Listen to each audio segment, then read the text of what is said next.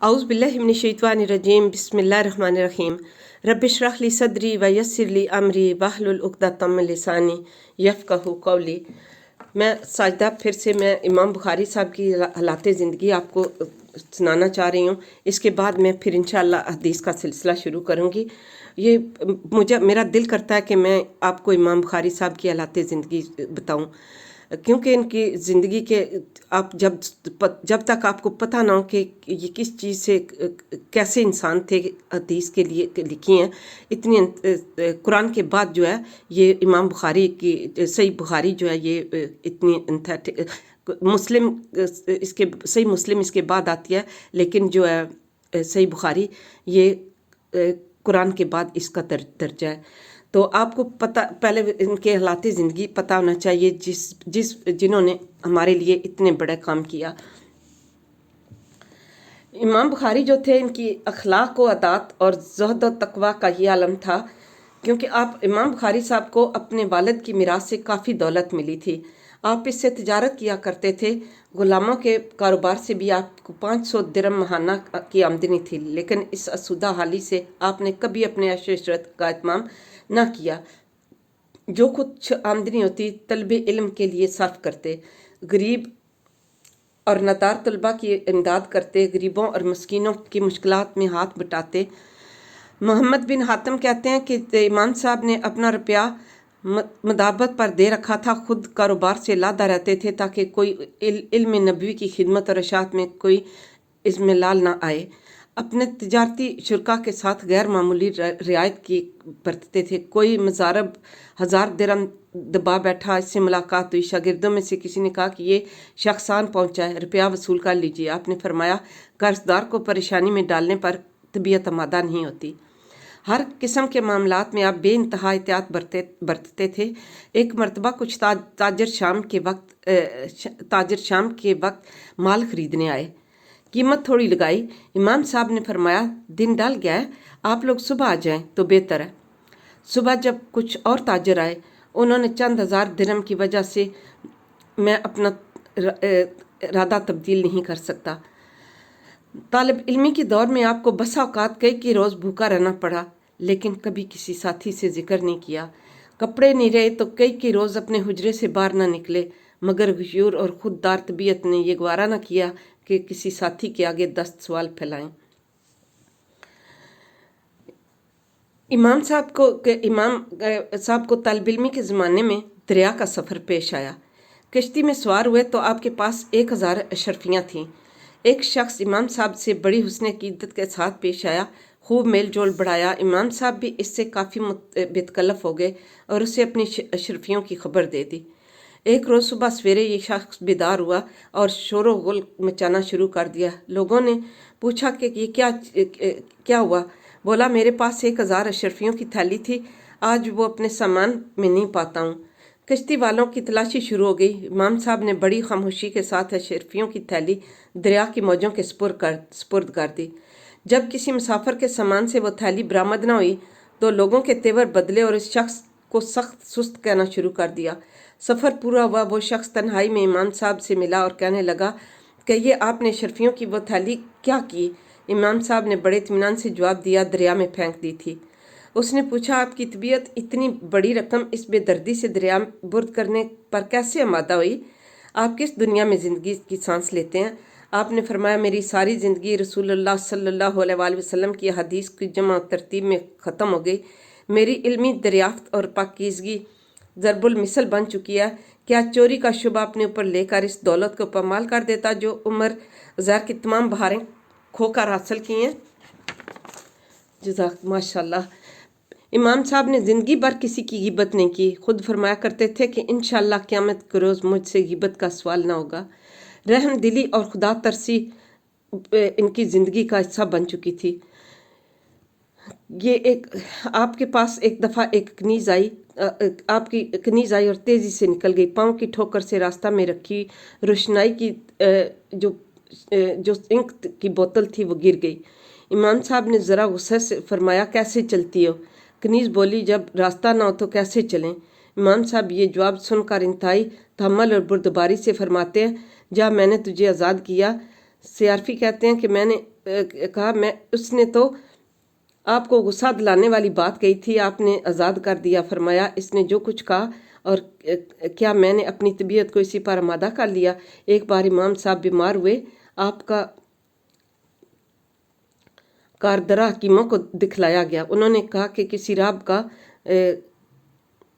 کارورا معلوم ہوتا ہے جو سالن استعمال نہیں کرتے۔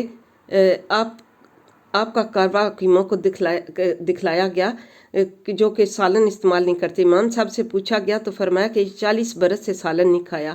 عتبہ نے زیادہ اصرار کیا تو فرمایا کہ کھجور اور شیرے سے روٹی کھا لیا کروں گا۔ جب رمضان آتا تو دوست احباب جمع ہو جاتے، آپ ان کے ساتھ نماز پڑھتے اور ہر رکعت میں 20 آیتیں پڑھتے۔ اس طرح پورا قرآن ختم کرتے۔ ایک قرآن تہجد میں ختم کرتے اور دن کو صبح کے افطار تک سارے مہینے میں ایک قرآن پورا کر لیتے۔ محمد بن ابی حاتم البارک کا بیان ہے کہ جب ہم سفر میں روانہ ہوتے تو امام صاحب رات کو بار بار اٹھتے، چراغ روشن کرتے اور کتاب بینی میں یعنی کتاب پڑھنے میں مشغول ہو جاتے۔ ہم نے کہا کہ آپ خود تکلیف فرماتے ہیں، ہمیں بھی جگا دیا کریں۔ فرمانے لگے تم جوان ہو، میں مناسب نہیں سمجھتا کہ تمہاری نیند میں خلل ڈالوں۔ ماشاءاللہ، یہ آپ کی زندگی کا وہ کہ آپ کی کیسی عادت تھی۔ پھر آپ کو ان کی وفات کے بارے میں بتاؤں کہ جب ان کی وفات ہوئی ہے تو اس میں یہ ہوا کہ آپ کے ساتھ جو واقعہ پیش آیا وہ بہت ہی برا تھا۔ یہ نشاپور کی بات ہے۔ امام بخاری سن 250 میں نشاپور تشریف لے گئے۔ سن 250 میں نشاپور تشریف لے گئے۔ وہاں کے عوام اور علماء نے آپ کا پرجوش استقبال کیا۔ امام ذیلی جو نشاپور کے علمی افق پر چھائے ہوئے تھے، علماء شہر کی بڑی جماعت لے کر امام بخاری کے استقبال کو شہر سے باہر پہنچے۔ جب آپ نے نشاپور میں مجلس درس کا اہتمام کیا تو سارا شہر ٹوٹ پڑا۔ آپ کی قیامگاہ پر تل دھرنے کی جگہ نہ رہی تھی۔ یہ کیفیت دیکھی تو دوسرے علماء کو حسد ہوا اور انہوں نے امام بخاری کی شہرت داغدار کرنے کے لیے یہ مشہور کر دیا کہ آپ قرآنی الفاظ کے مخلوق ہونے کے قائل ہیں۔ یہ جو تھے علماء باقی، جب انہوں نے دیکھا کہ امام بخاری کی اتنی شہرت ہے تو وہ ان سے جلنے لگے اور انہوں نے کہا کہ آپ قرآنی الفاظ کے مخلوق ہونے کے قائل ہیں۔ چنانچہ جب ایک روز مجلس گرم تھی اور ایک شخص اٹھا اور ہمارے افعال مخلوق ہے، وہ یہ سوال کیا، آپ نے جواب دینے سے گریز کیا مگر وہ برابر اس کے اپنا سوال کرتا رہا۔ تب آپ نے فرمایا قرآن کلام الہی ہے اور قدیم ہے، لیکن ہمارے افعال مخلوق ہے۔ امام بخاری کا جواب ذیلی کی مجلس میں نقل کیا گیا۔ انہوں نے اعلان کیا کہ قرآن بھی غیر مخلوق ہے اور ہمارا تلفظ بھی غیر مخلوق ہے۔ جو شخص لفظی بالقرآن مخلوق کا قائل ہو وہ ہماری مجلس میں نہ آئے۔ ذیلی کے اس اعلان کے بعد بہت سے لوگوں نے امام بخاری کی مجلس میں جانا چھوڑ دیا۔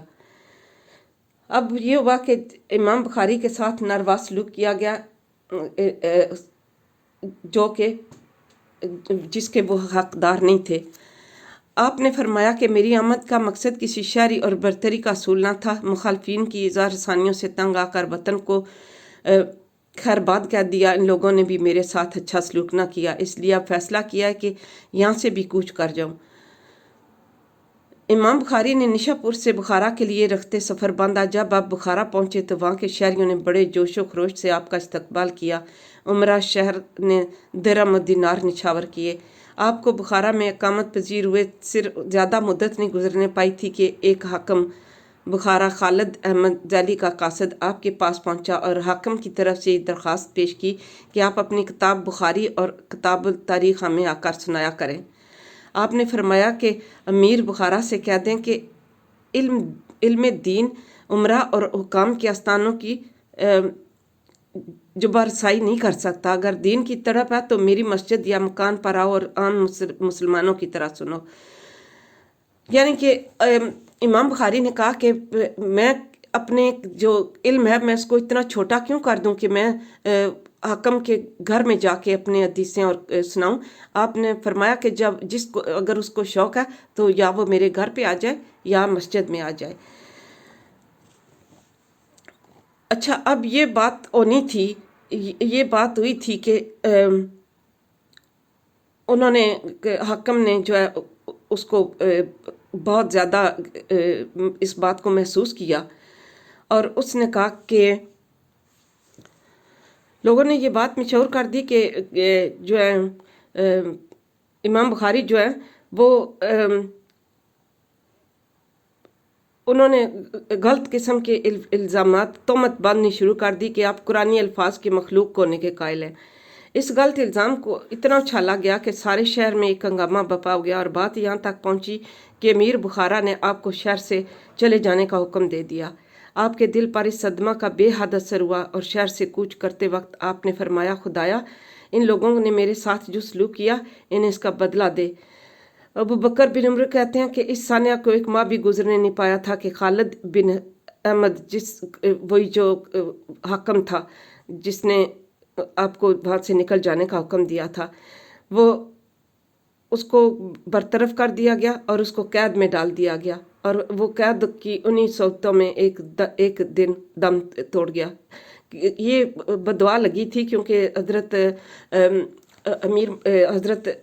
इमाम बुखारी ने उनको जब वहाँ से निकले तो उन्होंने कहा कि बदुआ दी थी उन लोगों को कि मेरे साथ जो सलूक किया ने इसका बदला मिले, और अल्लाह ने सिर्फ एक माह के अंदर ही उसको बदला दे दिया। मैं फिर अब आपको थोड़ा सा बाद में सुनाऊंगी, थोड़ा सा बस, बाकी मैं शॉर्ट करती जा रही हूँ, मैं बहुत ज़्यादा नहीं सुना रही हूँ, मैं बीच में से सुना रही हूँ क्योंकि वो बहुत लंबा हो जाएगा। और मेरे प्यारे व्यूवर्स, आप प्लीज़ मेरे चैनल को ज़रूर सब्सक्राइब करिएगा और अपनी दुआ में मुझे याद रखिएगा और अल्लाह ताला आपकी ज़िंदगी में आसानियाँ पैदा करे और आपको बहुत सारी खुशियों से नवाजे और अपनी सारी नेमतें आपको दे। आमीन सुम्मा आमीन।